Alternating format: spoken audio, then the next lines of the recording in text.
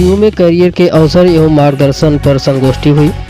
वीर बहादुर सिंह पूर्वांचल विश्वविद्यालय जौनपुर के रसायन विज्ञान विभाग रज्जू भैया संस्थान में ट्रेनिंग प्लेसमेंट सेल तथा ज्ञानस्थली फाउंडेशन लखनऊ के संयुक्त तत्वाधान में संस्था के आर्यभट्ट सभागार में सोमवार को करियर के अवसर एवं मार्गदर्शन विषय पर एक दिवसीय संगोष्ठी संपन्न हुई।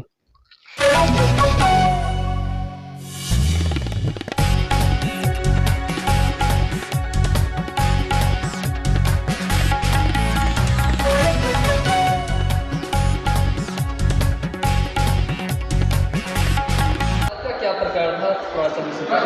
जी, आज वीर बहादुर सिंह पूर्वांचल विश्वविद्यालय में ज्ञानश्री फाउंडेशन के द्वारा कैरियर और से रिलेटेड जो भी पथवे हैं उन पे डिस्कशन किया गया था और हमने बहुत सारी अपॉर्चुनिटी क्या क्या हो सकती हैं छात्रों के लिए, चाहे वो सिविल सर्विसेज हो, चाहे वो टीचिंग से रिलेटेड हो, जितने भी कैरियर अपॉर्चुनिटी छात्रों के लिए हो सकती हैं उन सभी पे हमारे जो टीम के एक्सपर्ट लोग हैं जो अलग अलग जगहों से आए थे, MGT करियर इंस्टीट्यूट के जो संस्थापक हैं देवश्री इंजीनियर देवश्री सर वो आए थे, प्लस SDM जौनपुर ज्ञान प्रकाश जी आए थे जिन्होंने सिविल सर्विसेज के बारे में बताया।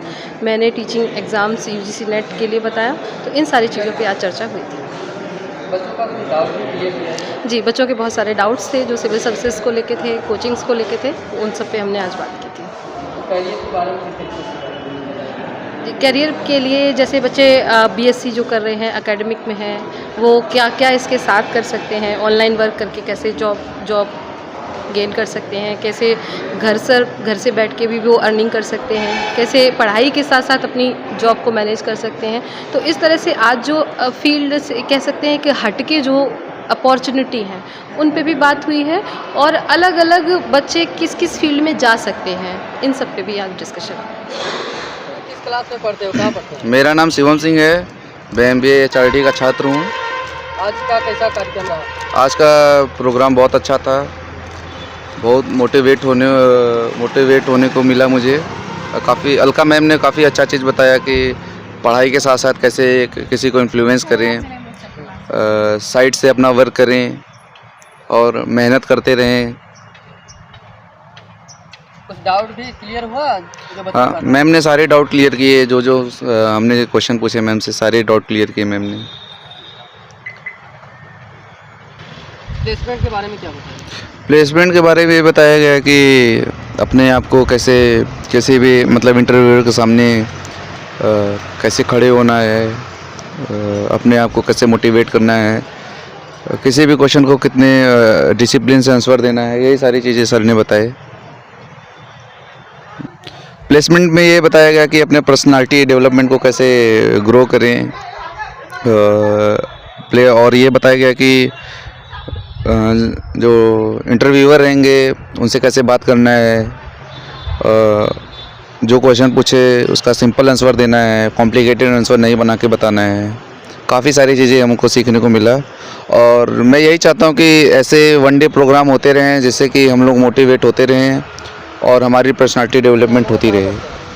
मैं रजत सिंह, मैं IBM डिपार्टमेंट से MBA कर रहा हूँ प्लेन से, और मैं कहना चाहता हूँ ये लड़कों के लिए स्टार्टअप करने के लिए जो MBA अलग अलग डिपार्टमेंट के लोग हैं जो यहाँ से जॉब लेने के लिए, प्लेसमेंट करने के लिए अभी वो अपना स्टार्टअप करने के लिए जो लोग आ रहे हैं यहाँ पे जो बता रहे हैं उनसे उनको काफ़ी मोटिवेट हो रहे हैं और ये बहुत ही अच्छी बात है, कॉलेज के लिए भी अच्छी बात है और यहाँ से निकल के जो बच्चे जाएंगे उनके लिए भी सही चीज़ है, अच्छी चीज़ें हो रही हैं कॉलेज में।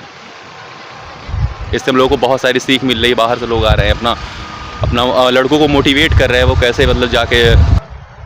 मैं कहना चाहता हूँ कि यहाँ पे कंपनियाँ आ रही हैं धीरे धीरे प्लेसमेंट सेल्स के लिए, तो ये जो आए हैं यहाँ पे मोटिवेट कर रहे हैं लड़कों को ताकि वो कंपनियों में अपने अकॉर्डिंग जो उनकी मूलभूत सुविधाएं हैं वो प्रोवाइड करा रहा है प्रशासन और कॉलेज प्रोवाइड करा रहा है यहाँ पे। तो मैं यही चाह रहा हूँ कि सभी लोग आके सुने उनको और मोटिवेट हो, जिससे कि उनको जो है जॉब के लिए एक रास्ता, उनको जॉब के लिए एक क्लियर रास्ता मिल सके। और आए हुए छात्रों को बहुत बहुत धन्यवाद और आपका बहुत बहुत अभिनंदन है इस सेमिनार में। और मेरे बारे में सर ने थोड़ा बताया है, मेरा नाम है अलका पांडे और मैं बेसिकली ऑनलाइन क्लासेस देती हूँ बच्चों को और ये जो ऑनलाइन क्लासेस हैं वो कैसे आपको हेल्प कर सकती हैं और आप किस तरह से अपने करियर को चूज कर सकते हैं यूजीसी नेट के लिए। बेसिकली टीचिंग पे मैं आपके साथ बात करूंगी और सर जो है वो बात करेंगे आपके लिए सिविल सर्विसेज और अदर फैक्टर पे। सो मेरा यहाँ पर जो एक्सपर्टाइज है वो है सिर्फ और सिर्फ टीचिंग के फील्ड में, कि टीचिंग के फील्ड में आप किस तरह से अपना करियर बना सकते हैं। सो रेडी हैं आप लोग? मैंने जो स्टार्टिंग किया अपना ऑनलाइन क्लासेस का, तो आप देखेंगे कि मैंने एक आज से कई साल पहले जब इस चीज़ को स्टार्ट किया तो उस समय ये जो करियर के रूप में बहुत ज़्यादा फेमस नहीं था और लोग इस पे बहुत ज़्यादा ध्यान भी नहीं देते थे।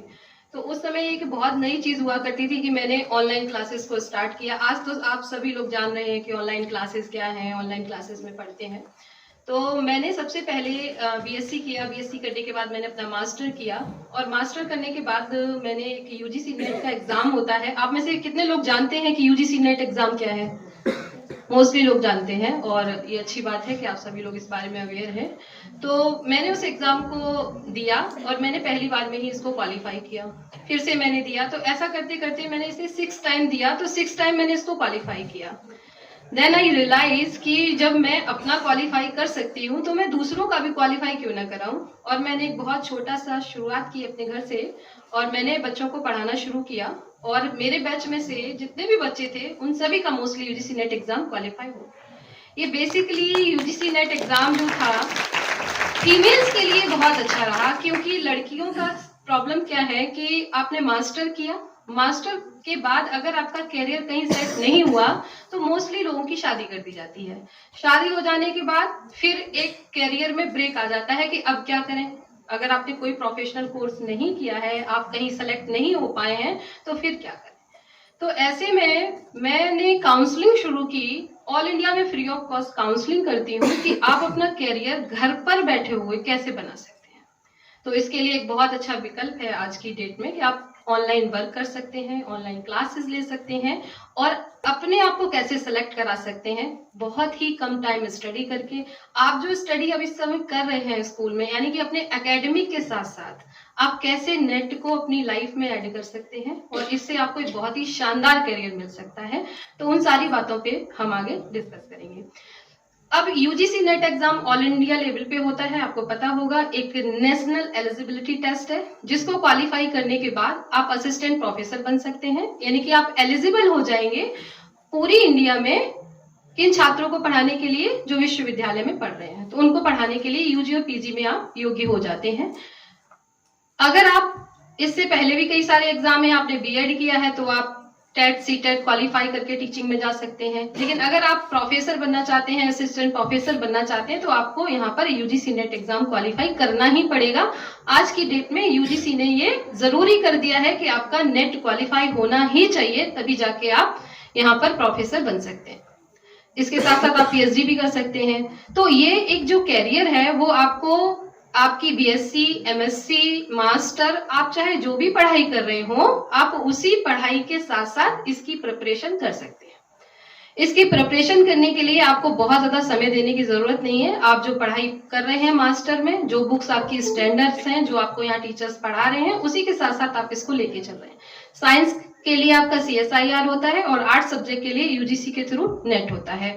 दोनों में जो पैटर्न है पेपर का वो लगभग सेम ही है। वो आप सारे लोग जान रहे होंगे कि पेपर का पैटर्न क्या है। आप में से किसी का कोई भी क्वेश्चन होगा, कोई भी क्वेरी होगी तो आई विल टेक, आप उसकी प्रिपरेशन करना स्टार्ट कर दीजिएगा यूजीसी नेट के लिए। और आप जैसे ही मास्टर क्वालिफाई करें और इसके साथ साथ आप रिसर्च में भी यहाँ से जा सकते हैं। जिन बच्चों को लगता है कि उनको अपना कैरियर रिसर्च में बनाना है या उनको रिसर्च स्कॉलर बनना है, तो वो भी यहाँ से यूजीसी नेट क्वालिफाई करेंगे। उसी के साथ साथ जो बच्चे टॉप मोस्ट पे आते हैं वो मोस्टली जेआरएफ के लिए सेलेक्ट हो जाते हैं। आप में से कई सारे जेआरएफ स्कॉलर भी होंगे यहाँ पे। तो आप फिर वहां से जब जेआरएफ में चले जाते हैं तो आपको पढ़ाई करने के लिए, रिसर्च करने के लिए जो पैसा है वो गवर्नमेंट की तरफ से आपको स्कॉलरशिप के रूप में मिलता है। तो आपकी जो इकोनॉमिक कंडीशन है, जो एक बच्चों की बहुत अच्छी नहीं होती है, उसमें आपकी जो प्रॉब्लम है वो यहाँ पे दूर हो जाती है। तो इस तरह से यूजीसी नेट जो है वो आपको कैरियर में हेल्प करता है। टीचिंग के जितने भी एग्जाम हैं उसके लिए कोई अलग से पढ़ाई करने की जरूरत नहीं पड़ती है। आप बस जो भी एकेडमिक पढ़ रहे हैं उसी के साथ साथ जो आपकी बेसिक बुक्स हैं उन्हीं के साथ आप यहाँ पे प्रिपरेशन कर सकते हैं। अब इससे क्या होता है, बाद में आप क्या क्या आपको बेनिफिट मिलते हैं। आप जब नेट एग्जाम क्वालिफाई कर सकते हैं तो बहुत सारी ऑनलाइन प्लेटफॉर्म है आज की डेट में, आप वहां पे अपना खुद का टीचिंग के लिए आप जा सकते हैं, टीचिंग कर सकते हैं और इस पढ़ाई के साथ कर सकते हैं, यानी कि इसको आपको कंप्रोमाइज करने की जरूरत नहीं है। आप 1 से 2 आवर घर से बैठ के बहुत अच्छी इनकम और अर्निंग को कर सकते हैं। तो आप एक तो घर पर बैठ के पढ़ाई करके ही यूजीसी नेट एग्जाम को क्वालिफाई करेंगे, साथ साथ आप यहाँ पे प्रिपरेशन करेंगे कि आप रिसर्च और पीएचडी में भी चले जाएं। तो आपका जो एक एजुकेशन में एक प्रोफेसर बनने का जो कैरियर है वो इसको आप लेके चल सकते हैं। इसके अलावा भी बहुत सारे बड़े एग्जाम जो होते हैं उनको भी आप यहाँ पे इसके साथ साथ लेके चल सकते हैं। इसमें आपके अंदर आपके मन में कोई सवाल हो यूजीसी नेट को लेके, या आपको लगता है कि टीचर कैसे बन सकते हैं या कोई भी है, तो आप पूछ सकते हैं सवालों को भी। किसी का कोई सवाल नहीं? कोई बात नहीं। और इसी के साथ साथ आप चाहें तो सिविल सर्विसेज की भी प्रिपरेशन कर सकते हैं, ऑनलाइन कंटेंट बना सकते हैं और उस ऑनलाइन कंटेंट के साथ साथ आपका जो कैरियर है वो कहीं ना कहीं बहुत अच्छा सेट हो जाएगा। एक टाइम आएगा आप एक्सपर्ट बन जाएंगे और ये आपको लाइफ में बहुत बहुत आगे भी ले जा सकता है। मैंने जब अपने करियर की स्टार्टिंग की तो मैं कुछ भी नहीं थी, मुझे जो कुछ भी दिया वो कोचिंग ने दिया और बस ऑनलाइन स्टार्ट किया, फ्री ऑफ कॉस्ट मैंने बच्चों को पढ़ाना शुरू किया स्टार्टिंग में। और आज मेरे पास धीरे धीरे करते करते 47,000 बच्चे जुड़ चुके हैं।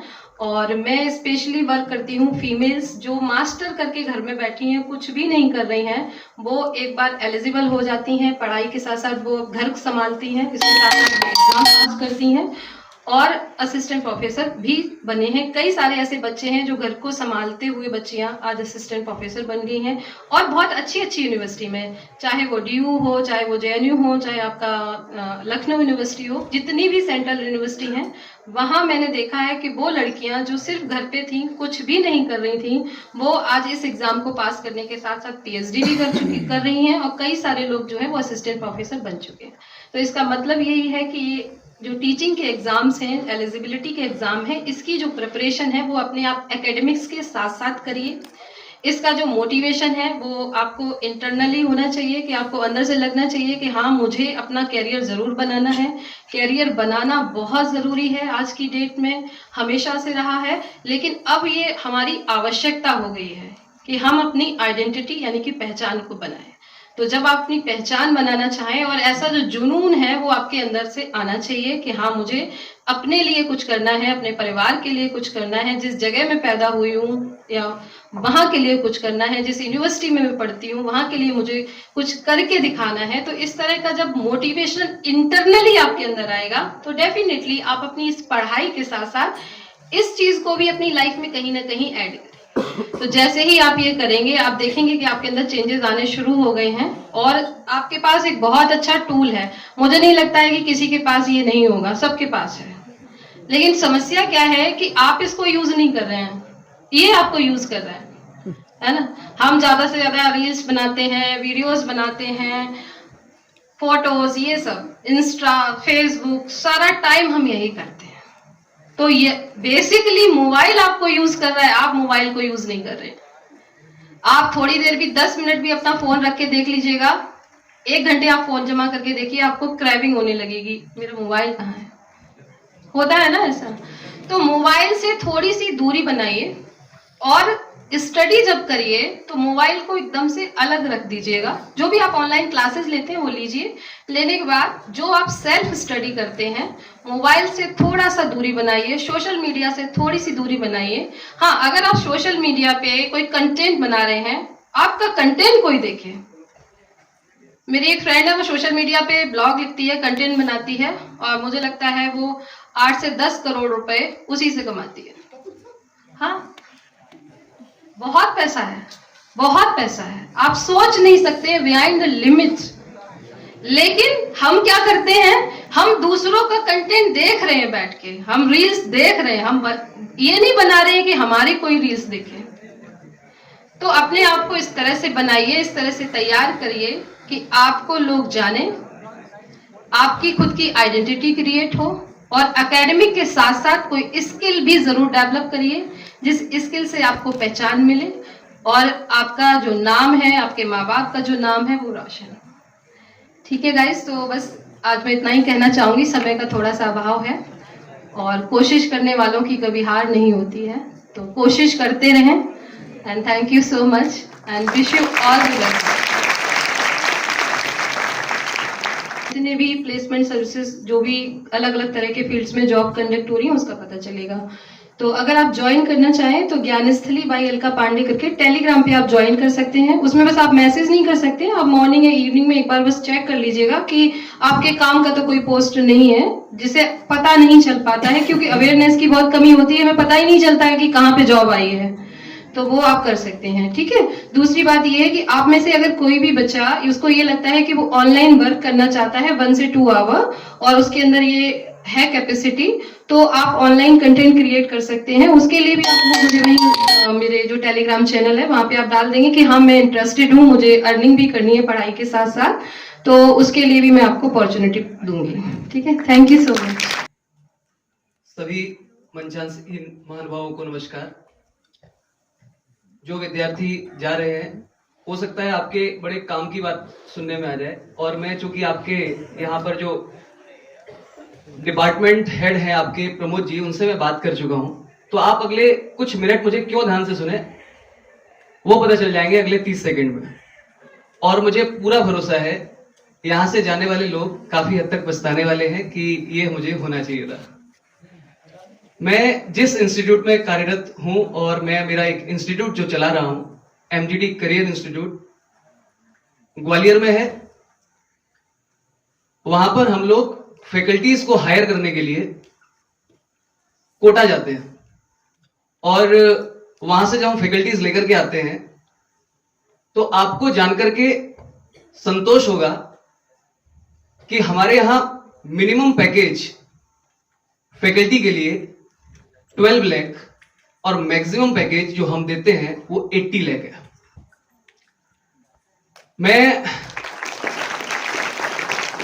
मैं आपको ये बता सकता हूं, मैं अभी सर से बात कर रहा था तो मैंने सर से आग्रह किया कि आपके जो विद्यार्थी हैं, चूंकि ये साइंस के विद्यार्थी हैं, इनका सब्जेक्ट केमिस्ट्री है, बायोलॉजी है, मैं एक बार जानना भी चाहूंगा आप में से कितने लोग ऐसे हैं जो केमिस्ट्री सब्जेक्ट से हैं, बायोलॉजी, मैथ्स, ओके, कोई बीटेक वाला भी है क्या? ओके, पीछे, बिल्कुल ठीक, आप बिल्कुल सही जगह बैठे हैं। बिल्कुल ठीक बात है।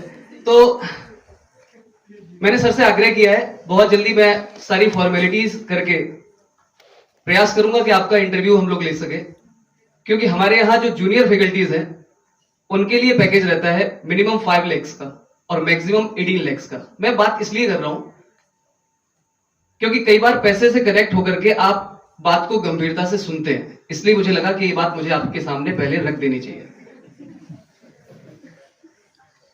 मैंने यह भी पूछ लिया सर से कि बीएससी के बाद में, पोस्ट ग्रेजुएशन के बाद में आप लोगों का पैकेज यहां पर क्या रहता है, तो मुझे भरोसा है कि आपने जब सुना होगा तो आप एक अपॉर्चुनिटी की तरह इसको जरूर देखेंगे और हम पूरा मौका आपको देंगे। लेकिन बहुत एक रोचक बात मैं आपको बताना शुरू करूं उससे पहले मैं धन्यवाद देना चाहूंगा डॉक्टर साहब का, डॉक्टर ज्ञान सर का, जिन्होंने मुझे ग्वालियर से यहां पर बुलाया और एक अवसर प्रदान किया कि मैं आप सभी के सामने उपस्थित होकर के अपने विचार व्यक्त कर सकूं।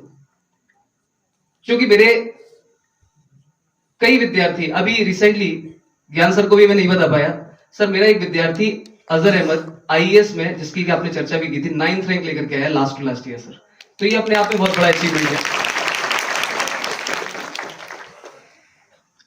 बच्चों, एक्चुअली मैं बहुत ही निम्न आर्थिक परिवार से आता हूं, और इनफैक्ट जितने भी लोग यहां पर बैठे हैं सभी की स्थिति ऐसी है।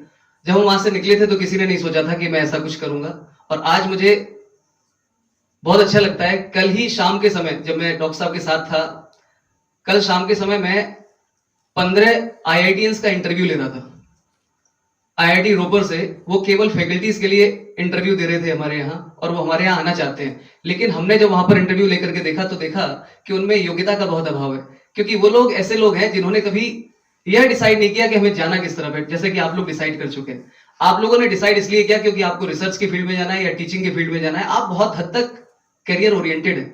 लेकिन यह भी सत्य है कि इंजीनियरिंग की चकाचौंध में अक्सर बीएससी वाले लोग कहां गुम हो जाते हैं पता नहीं चलता। मार्केट भी हमें गंभीरता से लेता नहीं है। लेकिन मैं आपको ये दावे के साथ बोल सकता हूं, जो समर्पण का भाव एक अध्यापक में बीएससी करने के बाद आता है, मैंने देखा है वो अच्छे इंजीनियरिंग कॉलेज से पढ़े हुए विद्यार्थी के मन में नहीं आ पाता। उसके कारण यह है क्योंकि वो सोच करके आए थे कि एमएनसी में काम करना है, उन्होंने सोचा चलो ये कर लेंगे वो कर लेंगे, जब कुछ नहीं हुआ तब सोचा उन्होंने जरूर शिक्षक बन जाते हैं। लेकिन आप में से ज्यादातर लोग वो बैठे होंगे जो कहीं ना कहीं शिक्षक बनना चाहते थे और बन करके रहेंगे। मैं आपको बस ये बताना चाहता हूं, जब मेरे जैसा व्यक्ति वहां से उठ करके और इस स्थिति में आ सकता है कि वो अपने अंडर में आईआईटीएंस और एनआईटीएंस को जॉब दे करके बैठा सके, जब मैं कर सकता हूं तो फिर कोई भी कर सकता है। मुझे लगता है आप कर सकते हैं। इस सेशन के माध्यम से मैं आज आपको ग्वालियर से बस यही बताने आया हूं, आप ये मान के चलिए कि आप ठान लीजिए तो कुछ भी मुश्किल नहीं है। बस कुछ बातों का विशेष ध्यान रखिए। अच्छा, मैं एक प्रश्न पूछ ही लेता हूं, मन में आ रहा था बहुत देर से। आप में से कितने लोग ऐसे हैं जो टीचर्स बनना चाहते हैं? हाथ उठाइए जरा एक बार, मैं जानना चाहता हूं। जो अध्यापक बनना चाहते हैं, जो रिसर्च में जाना चाहते हैं, ऐसे लोग जो रिसर्च में जाकर के टीचिंग करना चाहते हैं। मतलब मैं समझ सकता हूं 50% क्राउड ऐसा है जो टीचर बनना चाहता है, और मैं बिल्कुल सही क्राउड के सामने बात कर रहा हूं। और मैं आपको एक और बात बताता हूं, जब मैंने इस प्रोफेशन को चुना था तो मेरे माताजी, मेरे पिताजी हमेशा चाहते थे कि बैंक में क्लर्क बन जाओ, लेकिन पढ़ाओ मत यार। बोलेंगे कैसे कि तुम ट्यूशन पढ़ाते हो। उन्होंने काफी समय तक तो लोगों को बताना ये पसंद ही नहीं किया कि मैं टीचिंग करता हूं। मैं बस आपको ये बता रहा हूं कि ये एक बहुत ही घृणित प्रोफेशन की तरह काउंट होता था कि अगर पढ़ाना है तो कॉलेज में पढ़ा लो फिर भी ठीक है, लेकिन आप प्राइवेट इंस्टीट्यूट चलाना ये संभव नहीं था। लेकिन मैं आपको बता सकता हूं, इसे आप एज अ प्रोफेशन देखें, इसमें बहुत स्कोप है। और सत्य बात यह है कि समाज की जरूरत है अच्छे लोगों का अध्यापक में बनना, यह समाज की डिमांड भी है। क्योंकि वर्तमान समय में जहां से मैं देख रहा हूं, मैक्सिमम वो विद्यार्थी टीचिंग की तरफ आगे बढ़ते हैं जो करियर में कहीं कुछ पहुंच नहीं पाते हैं, फिर सोचते हैं लास्ट मोमेंट पे चलिए टीचिंग कर लेते हैं। मुझे लगता है आप सभी लोगों को एक बार मन में सोचना चाहिए कि टीचिंग एक शानदार प्रोफेशन है, एक ऐसा प्रोफेशन है।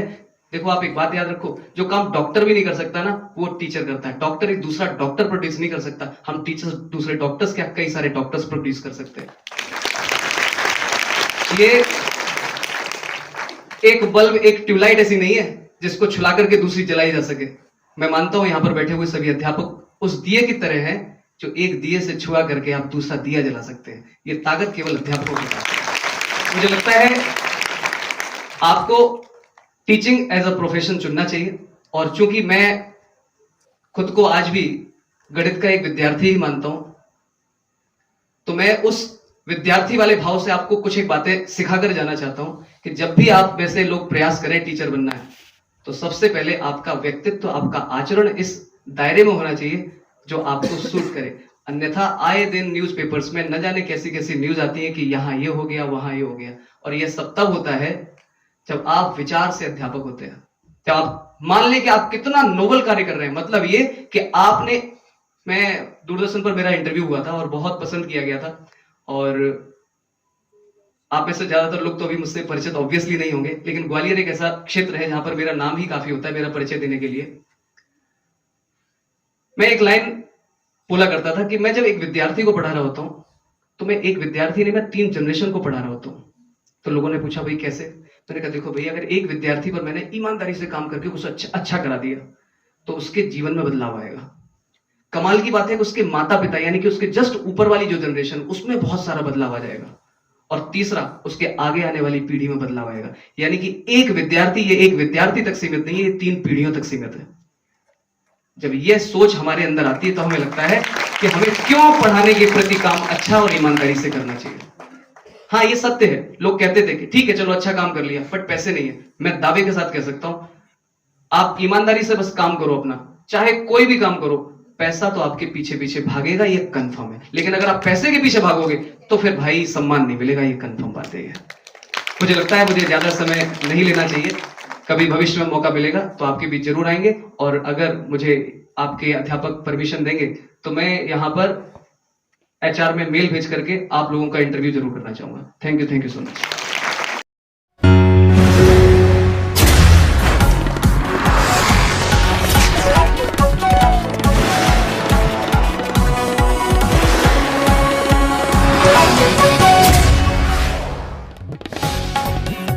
नमस्कार, मैं डॉक्टर ज्ञान प्रकाश सम्मानित मुख्य अतिथि जी का धन्यवाद ज्ञापित करते हुए और मेरे साथ आई हुई टीम का तहे दिल से शुक्रिया अदा करते हुए अपनी बात को प्रारंभ करता हूं। विश्वविद्यालय का इसलिए धन्यवाद कि उसने हमको यहाँ खड़े होकर एक ऐसा अवसर दिया है कि मैं इन बच्चों के सीने में ऐसी आग लगा सकूं कि अपने जीवन को बदल सके। बदल सकते हैं ना? चलिए। और इसमें जो भी चलता है चलचित्र वो दिमाग में ऐसे फिट हो जाता है कि जिंदगी बदल जाती है, क्योंकि मीडिया का, टीवी का, चलचित्र का, पिक्चर्स का, रील्स का हमारे ऊपर बहुत प्रभाव पड़ता है और हम अपने आप को उस जैसा बनाने की कोशिश करते हैं। तो वीडियो मैंने इसीलिए दिखाया था जिससे कि आपके मन में ऐसा समझ में आए कि यूपीएससी, पीएससी या सिविल सर्वेंट या SDM, district magistrate, district collector होता क्या है। देखा आपने जलवा? महसूस किया है सड़कों पे? कलेक्टर की गाड़ी चलती है और कलेक्टर की गाड़ी के पीछे जिस दिन ज्वाइनिंग होती है कम से कम 40 से 50 गाड़ियां चलती हैं। आनंद आता है, उधर से इधर आने में बड़ा अच्छा लगता है। तो यूपीएससी की प्रिपरेशन क्यों करनी चाहिए और यूपीएससी क्या चाहता है आपसे, ये दो चीजें हैं। यूपीएससी एक ऐसा माध्यम है, स्टेट सिविल सर्विसेज ऐसा माध्यम है जो कि ऐसी छुपी हुई प्रतिभाओं को निकालता है और उन प्रतिभाओं के माध्यम से देश के सर्वांगीण विकास में उनका सहयोग प्राप्त करता है। यूपीएससी ऑल इंडिया सर्विसेज है, सारे देश को आईएएस के माध्यम से जोड़ा जाता है। जितनी भारत सरकार की योजनाएं हैं उनका क्रियान्वयन स्टेट लेवल पर आईएएस के माध्यम से कराया जाता है। क्लियर? बहुत महत्वपूर्ण ऑर्गेनाइजेशन है। Steel frame of India, steel frame of India भी इसको कहा जाता है, सिविल सर्विसेज को, ब्यूरोक्रेट्स को। क्या करते हैं क्या नहीं करते हैं समझिए। आपके जन्म से लेकर आपकी मृत्यु तक की जिम्मेदारी स्टेट सिविल सर्विसेज या ऑल इंडिया सर्विसेज आईएएस के पास होती है। जैसे ही आप जन्म लेते हैं, जन्म से लेकर विभिन्न प्रकार की योजनाएं, और जन्म से पहले भी मैं कहना चाहूंगा कि प्री नटाल पीरियड जिसको बोलते हैं, गर्भावस्था से ही हम आपकी चिंताएं शुरू कर देते हैं। कैसे शुरू करते हैं बताइए? पीछे है किसी के पास जवाब? आई नहीं आवाज?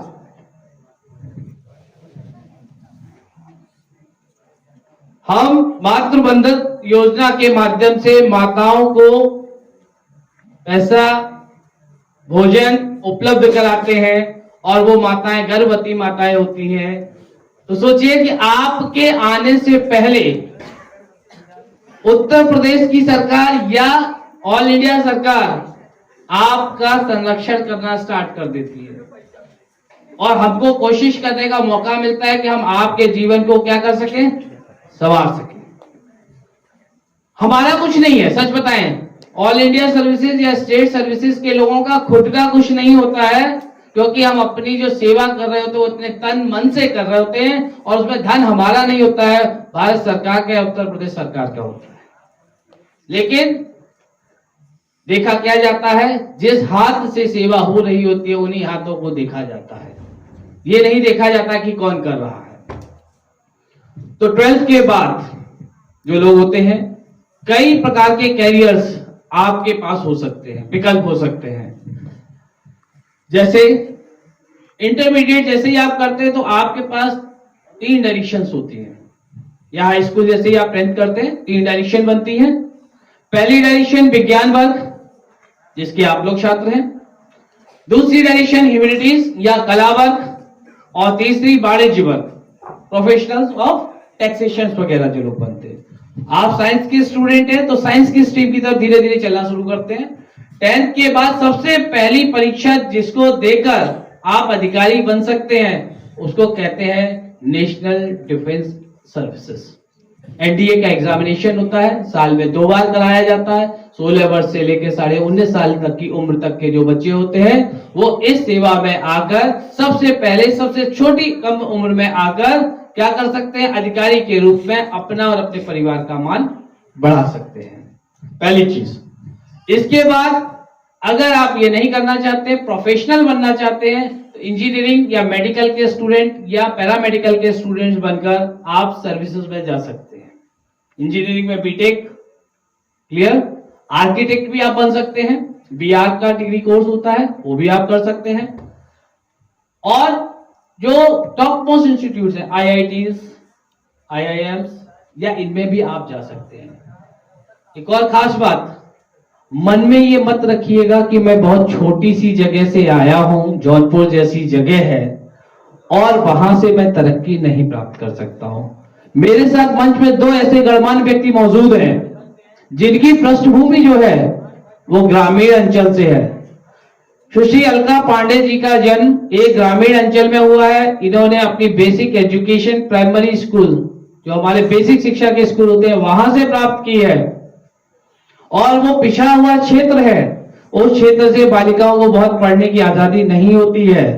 उसके बावजूद भी इतने बड़े स्तर पर पुस्तक लिखने के बाद, समाज सेवा करने के पश्चात, अपना खुद का YouTube चैनल होते हुए, जिसकी आज की डेट में 47,000 छात्र एनरोल्ड हो, और भारतवर्ष की कोई ऐसी यूनिवर्सिटी, कोई ऐसा गांव नहीं होगा जहां का छात्र उनका एनरोल्ड नहीं है। सबसे बड़ी बात कि वो सारे के सारे बच्चे आप जैसे ही हैं जिनके पास संसाधनों की बहुत कमी है। और इतना सब होने के बाद, फ्री पढ़ाने के बावजूद भी, इतना सब करने के बाद मैडम का ईयरली टर्नओवर जो है 1.5 करोड़ है। पशु प्रेमी है। दूसरे जो उनके बगल में बैठे ना इंजीनियर साहब, स्मार्ट हीरो दिख रहे हैं ना, दिखने में जितने स्मार्ट दिख रहे हैं ना, जितने एकदम, लेकिन पढ़ाने में उतने ही टफ है। इनके नाम से बच्चा, स्टूडेंट जो होता है ना, इतनी अच्छी मॉनिटरिंग करके पढ़ाते हैं ना। अभी अपने जब लेक्चर देंगे तो समझिएगा कि कितनी मैच्योरिटी के साथ ये पढ़ाते हैं। और जब पढ़ाएंगे ना तो कोई कॉम्प्रोमाइज नहीं, कोई भाईबंदी नहीं। बच्चे को सेलेक्ट कराना इनकी अंतिम और पहली, मतलब दो ही इनके पास है, बीच में इन्होंने कोई कंडीशन रखी। पहली और अंतिम इनकी कंडीशन है, अगर मेरे पास आना है या तो पढ़ाई छोड़ दो या सिलेक्ट हो जाना। ये इनका गोल है। और ये भी कोई बहुत ऐसा नहीं है कि हम जो 3 लोग अगर आपको दिख रहे हैं ना, तो ऐसे हम लोग कोई ऐसे इंस्टीट्यूट से नहीं पढ़कर आए हैं। अपने दिमाग से भ्रम निकाल दीजिएगा कि बहुत बड़े इंस्टीट्यूट में पढ़ने से बहुत उच्च लेवल तक जाते हैं। हम लोग सरकारी माध्यमों के विद्यालयों से पढ़कर आए हैं, ऐसे इंस्टीट्यूट से पढ़कर आए हैं जहां आप लोग भी पढ़ के आए हैं। We can be. और सबसे बड़ा मिथक मैं आपको आज तोड़ना चाहूंगा। आपको लगता है सिविल सर्विसेज के लिए किसकी किसकी आवश्यकता होती है? एक सिंगल ऐसी चीज जिसकी आवश्यकता होती है, लोग सोचते हैं क्या? आवाज नहीं आ रही है पीछे से। किसकी? सबसे पहली फर्म डिटर्मिनेशन की। मन के अंदर आग होनी चाहिए। जिस दिन कोई भी बच्चा नीली बत्ती की गाड़ी देख लेता है, 2 घंटे एक्स्ट्रा पड़ता है ना। और जिस दिन किसी ने ताना मार दिया तुम तो कुछ नहीं कर सकते हो, उस दिन बिना खाना खाए 3 घंटा और पड़ेगा ना? पढ़ते हो। मैं उत्तर प्रदेश की सिविल सर्विसेज का ऐसा उदाहरण हूं जिसने किसी भी कोचिंग इंस्टीट्यूट से कोचिंग नहीं की है और उत्तर प्रदेश में 12वीं रैंक के साथ खड़ा हुआ हूं।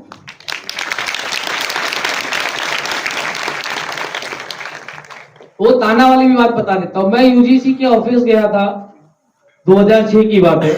मैं इसलिए संदेहास्पद चीजें कहना चाहता हूं जिससे आपको संदेश मिले।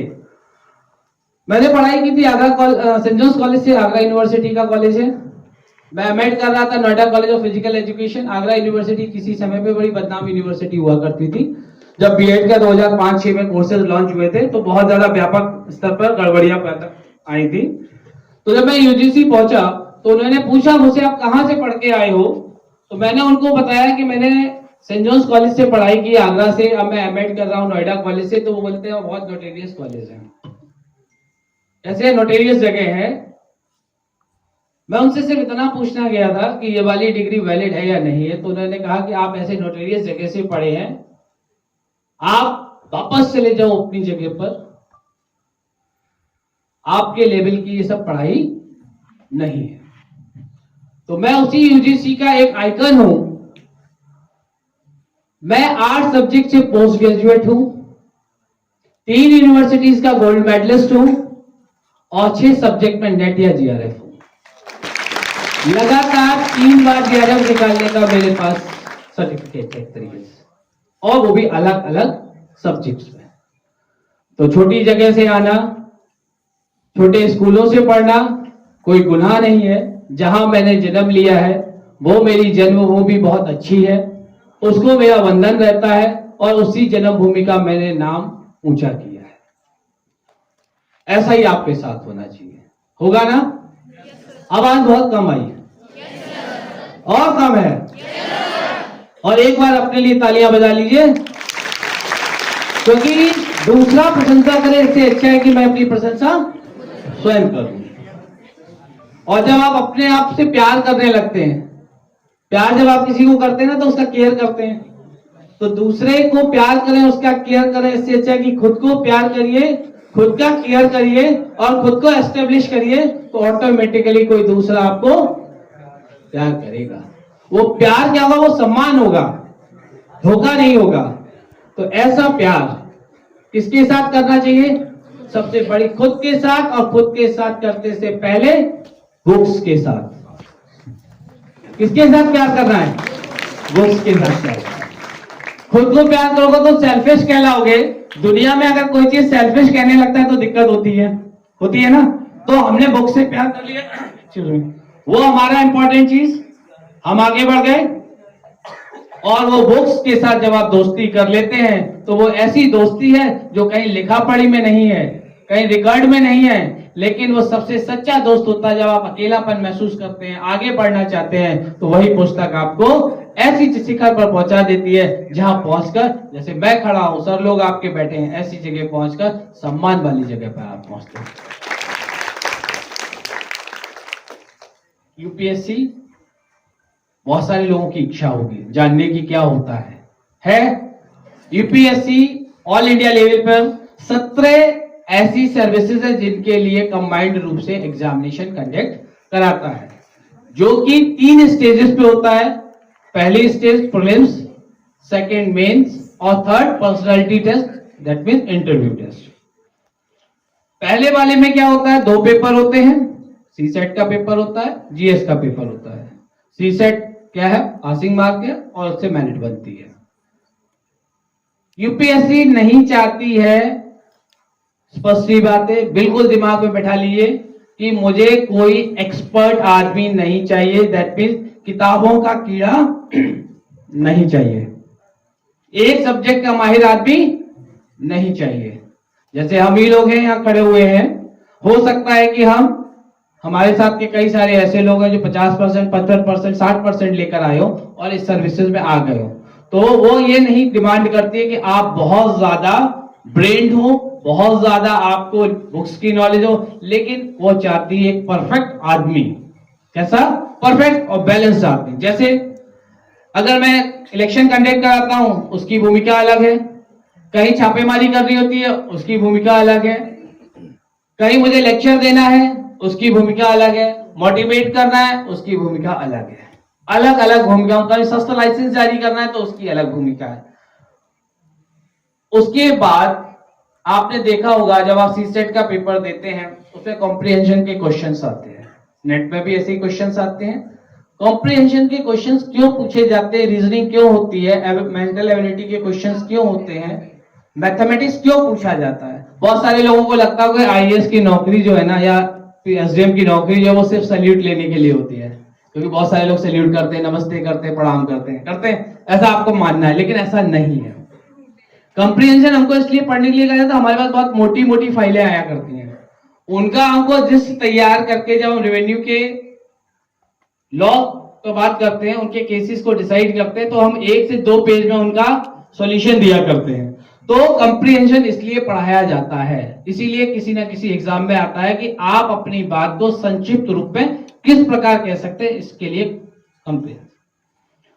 मैथमेटिक्स रोज आपको, सपोज आप यदि हम मैथमेटिक्स में बहुत कमजोर हैं, जैसे आर्ट्स के स्टूडेंट बहुत कहते हैं हमको मैथ्स नहीं आता है, लेकिन अगर आपको मैथ्स नहीं आएगा, जब मेरे पास बुकलेट्स आती हैं बहुत सारी, तो उसमें पाई चार्ट के केसेस पे ग्राफ के मेथड से या बार डायग्राम के मेथड से चीजें प्रेजेंट की जाती हैं और मुझे वही आपको कम्युनिकेट करनी है। अगर मैंने कह दिया मुझे नहीं आता, दिक्कत, तो हमको हर चीज आनी चाहिए।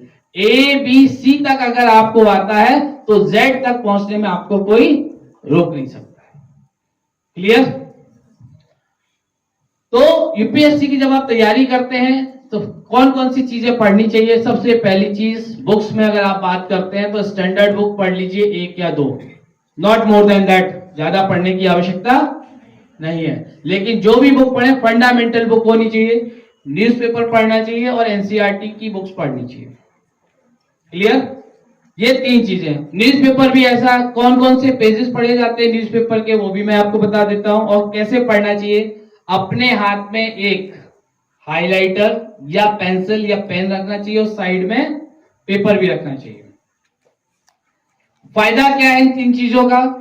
जब आप पढ़ते हैं न्यूज़पेपर तो उस न्यूज़पेपर जो भी आपको समझ में नहीं आया, टफ वर्ड मिला, उसको आपको हाईलाइट कर लेना और अपनी कॉपी में लिख लेना और उसको ढूंढ लेना है।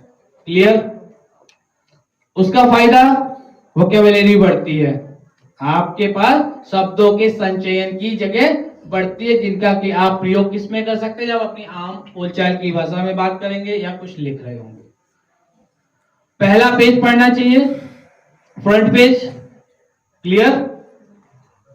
उसके बाद उसके जस्ट बैक में अगर लोकल न्यूज नहीं है, नेशनल न्यूज है, तो उसको पढ़ लेना चाहिए। इसके बाद संपादकीय पृष्ठ या एडिटोरियल पेज पढ़ना चाहिए। एडिटोरियल पेज की महत्वपूर्णता क्या है? एडिटोरियल पेज इसलिए पढ़ा जाता है कि योजनाओं के संबंधित में या किसी विशेष टॉपिक के प्रति क्या मंशा होती है, क्या उसका बैकग्राउंड होता है, ये एडिटोरियल पेज पर दिया जाता है। इसके बाद आप इकोनॉमिक सेक्शन के पेज पे आ जाइए, जहां कारोबार संबंधी, बिजनेस संबंधी नॉलेज दी जाती है।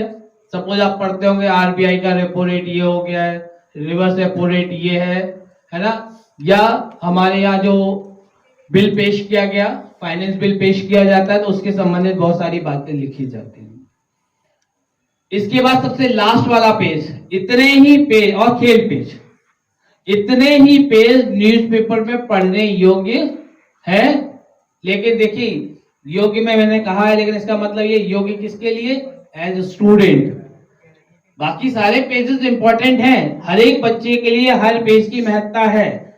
अगर किसी पेज पर एडवर्टाइजमेंट दिए हैं तो वो आपके लिए हो सकता है कि इंपॉर्टेंट ना हो एज ए स्टूडेंट, लेकिन जो एडवर्टाइजिंग एजेंसी का स्टूडेंट है उसके लिए इंपॉर्टेंट है, प्रेजेंटेशन सीखता है। क्लियर? सेकेंड स्टेज, जब आप फर्स्ट स्टेज पास करके आते हैं तो सेकेंड स्टेज में क्या होता है? अब यूपीएससी ने अपने पैटर्न को चेंज किया है। उस पैटर्न में उसने 4 पेपर्स जो है जीएस के कर दिए हैं, जिसमें अलग अलग आपके पास रहता है। अगर आप चाहोगे तो पीपीटीज में है तो आप देख सकते हैं। तो उसकी प्रिपरेशन के लिए basic fundamental book see up to 10+2 आपको बहुत अच्छे से पढ़ी हुई होनी चाहिए। ऐसे का पेपर होता है, लैंग्वेज का पेपर होता है, कुल मिला के 9 पेपर होंगे। कुछ क्वालिफाइंग पेपर्स होते हैं जिसमें सिर्फ पास होना जरूरी है, कुछ ऐसे हैं जिनसे कि मेरिट बना करती है। इसके बाद भी अभी आप बीच जगह पर पहुंचे, लगभग कहां पहुंचने वाले हैं? किनारे की तरफ पहुंचने वाले हैं। लेकिन तीसरी स्टेज पर पहुंचने से पहले आपसे आपके अंदर ज्ञान मैंने चेक कर लिया पीटी में, मेंस में। अब मैं चाहता हूं कि जब आप बीच भंवर में खड़े हुए हैं तो क्या आप में वो गुण हैं जो सिविल सर्वेंट में मांगे जाते हैं? ऐसे गुण जिनको की officer like quality, administrative qualities कहा जाता है, उनकी गणना, उनकी पहचान कहाँ की जाती है? बोर्ड रूम में की जाती है। जहां इंटरव्यू बोर्ड होता है वहां उसको पहचानने की कोशिश करते हैं। सबसे बड़ी चीज है कि सिविल सर्वेंट को बहुत ज्यादा धैर्यशील होना पड़ता है, गुस्सा नहीं होना पड़ता। बहुत जल्दी जरा सी बात पे अगर आप चिल्लाने लगे, गुस्सा करने लगेंगे तो that is a bad indication of a good administrator. सबके साथ मिलजुल के कैसे आपको काम करना चाहिए, ये हम लोगों को क्या, हमारा बेसिक काम क्या है? हमारा बेसिक काम है काम करवा लेना। चाहे गवर्नमेंट का काम हो चाहे प्राइवेट सेक्टर का काम हो, अल्टीमेटली सिविल सर्वेंट का काम होता है काम करवाना। और इसीलिए चूंकि हम सबका काम करा रहे होते हैं, इसीलिए सब हमारी तरफ देखते हैं, हम लोग रोल मॉडल होते हैं, और इसी कारण हमारी उनके बीच में क्या होती है, इमेज बनी है, अच्छी और गुड इमेज बनी है। इसीलिए सिविल सर्वेंट आईएएस जो होता है टॉप मोस्ट है, जिसके लिए आपको मैंने पहले ही वीडियो दिखाया था, वो आपके मन में परिवर्तन लाएगा। क्लियर? बुक्स कैसे पढ़नी है? बुक्स भी स्टैंडर्ड बुक पढ़ लीजिए, लोकल ऑथर, सारी बुक्स में कुछ ना कुछ अच्छा लिखा रहता है, कोई भी किताब खराब नहीं है। जैसे महात्मा गांधी जी के साथ एक वाक्य है, मैं शेयर करना चाहूंगा कि कोई व्यक्ति रोज उनको 2 पेज की A4 शीट जैसी होती है, उस पर गाली लिखकर भेजा करता है ना। और महात्मा गांधी जी क्या करते थे, उसमें से एक चीज निकाल लेते थे। वो चीज क्या थी? ऑल पेन निकाल लिया करते थे और उसको अपने इधर लगा लिया करते थे, पेपर फाड़ के फेंक देते थे। किसी ने उनसे पूछा ऐसा आप क्यों करते हैं? बोला वो ऑल पेन मेरे काम की है और ये गालियां मेरे काम की नहीं, इसलिए इस पेपर को मैं फाड़ देता हूं, ऑल पेन अपने काम में अगले किसी यूज में ले लेता हूं। तो हर जगह से अपने काम की चीजों को एक्सट्रैक्ट करना ही बुद्धिमत्ता है, और नेगेटिव चीजों से अपने आप को बचाए रखना ये सर्वोत्तम गुण है। अपने साथ, अपने साथियों के साथ अच्छे संबंध रखिएगा, फंडामेंटल चीज है। क्यों? क्योंकि शिखर अकेले में क्या करते हैं अपन? सिंपल आप ही से पूछ लेता हूं, एक अकेला आदमी अगर रूम में हो तो क्या कर रहा होगा? क्यों चाहिए हमें एकांत? आवाज नहीं है, तेज बोलो। हम अकेले में क्या चाहते हैं? जब हम गुस्सा होते हैं, रोना चाहते हैं, तो हम क्या कहते हैं? मुझे अकेला छोड़ दो। और जब पार्टी करनी होती तो सबको न्यूज देते हैं। क्लियर? तो अपने दोस्त बनाइए, ऐसे दोस्त बनाइए जो आपके मददगार हो, आपको आगे बढ़ने में मदद करें। क्लियर? बिल्कुल क्लियर होना चाहिए लाइफ में। मैडम ने बताया था ना कि एक कोई ना कोई लाइफ में हॉबी जरूर बनाइए।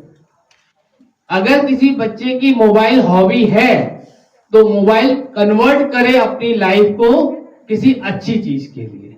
मोबाइल देखना बुरा नहीं है, मोबाइल का प्रयोग करना बुरा नहीं है, लेकिन मोबाइल को अपना कैरियर बनाना ही तब तो अच्छा है। अदरवाइज आपने टाइम वेस्ट किया, क्योंकि ये जो ऐसी चीजें हैं, एक और बात बहुत इंपॉर्टेंट है लाइफ में, nothing is free in this world. याद है ना? याद कर लीजिए, कुछ भी चीज संसार में मुफ्त में नहीं मिलती है। जो भी मुफ्त मिल रहा है कोई ना कोई उसका पेमेंट कर रहा है। जो मोबाइल देखने के लिए आपको मिला हुआ है, फ्री में मिला हुआ है, लेकिन उसका पेमेंट आपको भुगतना पड़ रहा है, समय के साथ, अपनी एनर्जी का लॉस, ये आपके साथ। तो nothing is free in this world. Clear? सारे साइंस के स्टूडेंट हैं? एक एग्जाम हम लोग बहुत सारा देते, मैं भी देता था, UCSIR नेट का। पैटर्न क्या है? एक ही पेपर होता है आजकल, जिसमें कि 30 क्वेश्चंस रहते हैं और प्लस 70 क्वेश्चंस। यही पैटर्न है मुझे लगता है। जो हम दे रहे थे तब भी यही था। हमारे समय में 2 शिफ्ट में पेपर होता था। फर्स्ट पेपर ऑब्जेक्टिव रहता था और सेकंड पेपर रिटन भी आता था। उसके बाद दूसरा टेन्योर भी मैंने देखा कि जिसमें कि दोनों तरीके का पेपर आता था। मैं फिजिक्स से MSc था, गोल्ड मेडलिस्ट हूँ आगरा यूनिवर्सिटी से, 2001 बैच। 22 साल की मैं नौकरी कर चुका हूं। क्लियर? पता नहीं चलता है ना? 22 इयर्स मेरी जॉब के कंप्लीट हो चुके हैं और मैंने इतनी नौकरी की है जितनी की लोग सोच नहीं सकते हैं। लगभग मैंने 15 जगह नौकरी छोड़ी है, 15 जगह नई नौकरी पाई है। मैंने फाइनेंस में काम किया है, बैंकिंग सेक्टर में काम किया है, ट्रेनिंग कराई है बच्चों की, है ना। बीएड के स्टूडेंट्स को ट्रेनिंग कराता था, इंटरमीडिएट के बच्चों को IIT और मेडिकल में सेलेक्ट कराता था कोचिंग इंस्टीट्यूट के माध्यम से और कॉलेज के माध्यम से। एक साथ मेरा यूनिवर्सिटी में 3-3 जगह अपॉइंटमेंट होता था। वो अपनी अपनी काबिलियत है, आप भी प्राप्त कर सकते। तो वो जो नेट का हम क्यों देते थे, नेट 2-4 होता है ऐसा, नेट जो है उसके साथ JRF भी जुड़ा हुआ है। JRF के बाद आप SRF भी प्राप्त करते हैं और इसको करने का फायदा क्या होता है? नेट अगर आप खाली हैं तो आप क्या कर सकते हैं? कॉलेज में लेक्चरर बन सकते हैं, यूनिवर्सिटीज में असिस्टेंट प्रोफेसर बन सकते हैं, डिग्री कॉलेजेस में, क्लियर, साइंस के सब्जेक्ट में। और अगर जेआरएफ है तो आप रिसर्च कर सकते हैं, नेट वाला भी रिसर्च कर सकता है, लेकिन खासियत इतनी है कि उसका भरण पोषण की जिम्मेदारी सीएसआईआर की है, वो उसका पैसा उनको दिया करते हैं। आप साइंटिस्ट भी बन सकते हैं। कितना मान बढ़ा था जब चंद्रयान गया, देखा ना, कितनी बेटियां लोग थी उसमें जिनका की नाम था, जो लोग बैक एंड पे काम कर रहे थे, कंप्यूटर के इंजीनियर होके काम कर सकते हैं, है ना। काम कोई भी छोटा या बड़ा नहीं होता, काम करने का हौसला बड़ा बनाता है। जब आप नेशनल फिजिक्स लेबोरेटरी है, गांधीनगर में प्लाज्मा इंस्टीट्यूट है, पीआरआई प्लाज्मा रिसर्च इंस्टीट्यूट है, ISSS है कोलकाता में, तो ऐसे इंस्टीट्यूट है, भाभा रिसर्च इंस्टीट्यूट है। और आजकल की डेट में आपको शायद ये जानकारी नहीं होगी कि IIT भी अपने यहाँ जैम के माध्यम से MSc और PhD कराता है। IIT का ठप्पा लगना बड़ी बात है, लेकिन आप जिस प्रांगण में आज बैठ के पढ़ रहे हैं, इसकी परिकल्पना जब की गई थी तो सोचा नहीं गया था कि पूर्वांचल विश्वविद्यालय बन सकता है। जैसा मैं इस क्षेत्र में जो कि काम कर रहा हूं, तो लोगों ने बताया बगल में BHU है, दूसरी साइड इलाहाबाद यूनिवर्सिटी है, तो इतनी जल्दी इतनी बीच मिड पॉइंट पर यूनिवर्सिटी नहीं बनती है। लोगों के स्ट्रगल ने आपको एक मौका दिया कि आपका अपना खुद का विश्वविद्यालय है, और उसमें भी सबसे अच्छा प्रेरणा स्रोत जो है साइंस के ही आदमी के कैंपस में आप बैठे हुए, रज्जू भैया जी के कैंपस में आप हैं, जिनका कि अपना दबदबा है साइंस के क्षेत्र में। ऐसे विभूति को आप हमेशा नमन करते रहे। मैं बहुत ज्यादा समय नहीं लूंगा, अगर चूंकि अब हम थर्ड राउंड में जब आएंगे, मेरे बाद देवश्री जी बात करेंगे, अगर आपका कोई क्वेश्चन होगा तो हम उस सेशन में लेंगे, ठीक है। Thank you. On the behalf of Department of Chemistry, I extend a warm welcome to all those gathered here today, including our esteemed dignitaries present on dais. I also extend warm welcome to all deans, directors, heads, faculty members, research scholars, media persons, and my dear students. I express my sincere thanks to Professor Banna Singh Mehta, Honorable Vice Chancellor of this university, for giving permission and blessing to conduct the seminar. I want to tell little about the seminar on opportunity and career pathway. There are 4 types of career path: knowledge-based, skill-based, entrepreneur-based, and freelance. Every kind of career path caters to a specific set of qualifications that help you perform your job. Knowledge-based career path allows to use the knowledge you acquire over time to do your job. In today's one-day seminar, discussion will be held by respected speakers such as how to prepare for competitive examinations like civil services, UPSC, state PSC, academic services, lecturership, UGC, CSIR, JRF grade, hurdles in selection, how to overcome and how to achieve goals. I am very confident that this seminar will be beneficial for our students, and I wish grant success of this one-day seminar. I once again welcome all sitting here and all in the present in hall. अगर एक permission हो, I would like to share with you that one of our faculty, Dr. Mithilesh Yadav, selected as top 2% scientist in the world. If the faculty of Department of Chemistry have research fund from different funding agency, more than 15 students of Department of Chemistry have got selected in different companies. I am happy to inform that just yesterday a MSc Chemistry student, Mr. Harsh Pratap Singh, has been selected in Berger Paint Company, Hardoi. Many congratulations and best wishes to Mr. Harsh from the department for this achievement. Many students of our department have qualified CSIR, NET, JRF and GATE, and 3 students has got for PhD admission in IIT Indore and NITU Kurukshetra in Uttarakhand. Thanks to our